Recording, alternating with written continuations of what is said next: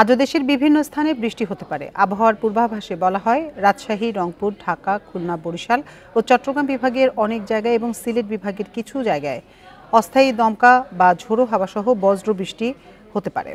সেই সঙ্গে কোথাও কোথাও বিক্ষিপ্তভাবে শিলাবৃষ্টি হতে পারে। সারা দেশে দিনের তাপমাত্রা সামান্য হ্রাস পেতে পারে এবং রাতের তাপমাত্রা প্রায় অপরিবর্তিত থাকতে পারে।